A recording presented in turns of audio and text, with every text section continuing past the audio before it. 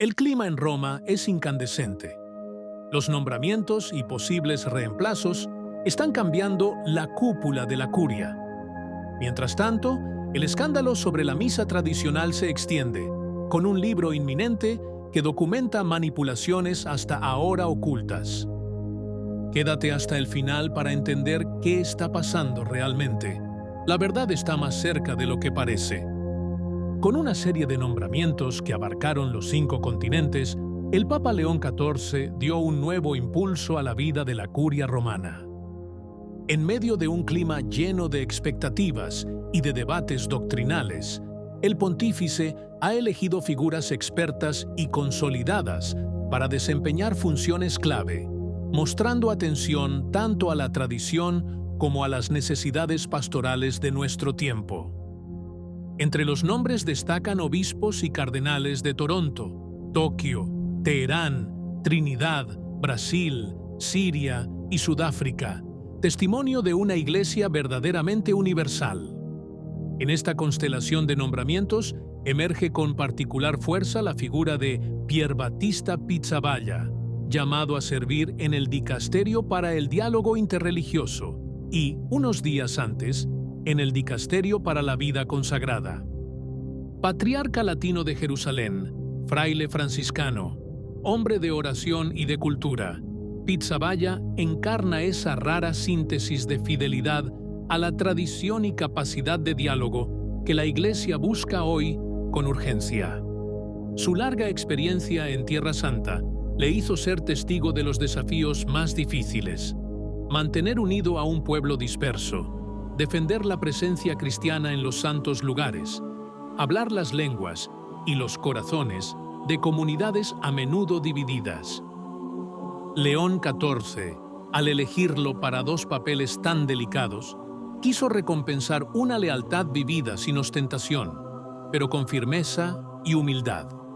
En medio de las tensiones por documentos como la Fiducia Supplicans, que siguen generando debates en África y Occidente, el nombramiento de Pizzaballa pareció a muchos una señal de equilibrio.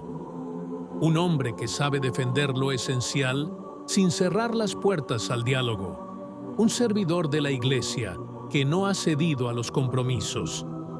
En él, muchos fieles ven una esperanza concreta: que la reforma de la curia no se limite a cambiar nombres y cargos, sino que sepa reconocer a quienes ya han demostrado que pueden mantener unidas la verdad y la caridad. Paralelamente a la ola de nombramientos que ha llenado las crónicas vaticanas, en los pasillos de la curia ya se habla con insistencia de posibles sustitutos. Entre los primeros nombres que circulan está el del cardenal Víctor Manuel Fernández, prefecto del Dicasterio para la Doctrina de la Fe, cuya posición se ha vuelto particularmente delicada tras la polémica tras la publicación de la Fiducia Supplicans. A pesar de sus declaraciones públicas, en las que garantizó que el documento no sería retirado ni modificado, en la curia crecen signos de impaciencia con la gestión de un asunto que ha provocado fuertes reacciones, especialmente en África. Los rumores sobre su inminente salida, aunque no confirmados, son ya una constante en las discusiones de los expertos del sector. Otro nombre en el centro de la atención es el del cardenal Arthur Roche, prefecto del Dicasterio para el Culto Divino y director de Traditionis Custodes. Hace ya algún tiempo que se acerca a la edad de jubilación prevista para los jefes de departamento y se especula que el Papa podría aprovechar la oportunidad para abrir un nuevo capítulo también en este frente, pasando página a un periodo marcado por duras restricciones contra la liturgia tradicional. También aquí da la impresión de que la posible sustitución se producirá sin grandes alardes, pero que ya se está preparando. El cardenal Fridolin Ambongo también intervino para avivar aún más el debate, hablando sin rodeos sobre la cuestión de la Fiducia Supplicans. Sus palabras, pronunciadas en una entrevista al margen de su visita a Roma, tuvieron un eco inmediato. Este documento, dijo, no nació de una petición nuestra. Es una imposición europea que no tiene en cuenta nuestra realidad pastoral y plantea un grave problema doctrinal. Ambongo explicó que para la Iglesia africana la prioridad sigue siendo vivir y sobrevivir, y que la cuestión planteada por el documento concierne a los contextos europeos. Señaló que las conferencias episcopales del continente han expresado claramente su disenso y que el documento no encuentra aplicación en África. Añadió: hasta que la doctrina de la Iglesia no cambie, y no puede cambiar, esta línea seguirá siendo profundamente errónea.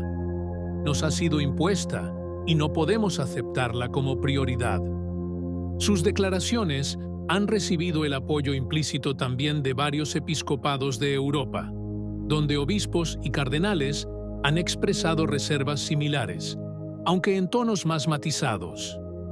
Lo cierto es que la intervención de Ambongo ha puesto de relieve, una vez más, la creciente distancia entre Roma y una parte significativa del episcopado mundial, abriendo uno de los frentes más delicados de este pontificado. En Roma, el ambiente está enardecido. Entre nuevos nombramientos, posibles reemplazos y acusaciones cruzadas, la curia atraviesa días de fuerte tensión, con el Papa León XIV en el centro de un fuego cruzado cada vez más difícil de contener. Para agravar la situación, está la inminente publicación de un libro que promete documentar en detalle la manipulación de la consulta de 2020 sobre la misa tradicional en latín. El volumen, titulado «La liturgia no es un espectáculo», el cuestionario a los obispos sobre el rito antiguo, un arma de destrucción masiva, fue escrito por el liturgista italiano Don Nicola Bux, exconsultor de la Congregación para la Doctrina de la Fe y de la Congregación para el Culto Divino y la Disciplina de los Sacramentos, y por el periodista Saverio Gaeta. Además de confirmar que las respuestas de los obispos fueron en gran medida favorables a la continuación de la misa tradicional en latín, el libro incluye nuevas secciones del dossier original, hasta entonces inédito, con datos detallados, incluso desglosados por diócesis, que muestran cómo la narrativa oficial de descontento generalizado era artificial. Inicialmente previsto para octubre, el libro se adelantó a julio para responder al revuelo suscitado por la publicación de los documentos de la periodista Diana Montaña, que tuvo lugar el 1 de julio. La publicación corre el riesgo de alimentar aún más el escándalo, haciendo imposible desestimar el asunto como un simple malentendido y añadiendo nueva presión sobre el pontífice. En estos momentos, la tarea del Papa se presenta más ardua que nunca. Expectativas, presiones y críticas de todos los ámbitos de la Iglesia se concentran en el Papa León XIV. Las decisiones que deberá tomar no solo afectan a cuestiones de gobierno, sino que afectan profundamente a la unidad y a la credibilidad de la Iglesia misma. Cualquiera que se siente en la cátedra de Pedro sabe que no hay decisiones fáciles, pero el momento actual parece particularmente exigente. Se necesitan prudencia y valentía a la vez, capacidad de escucha y firmeza para guiar a la Iglesia a través de las divisiones que cada día se hacen más visibles.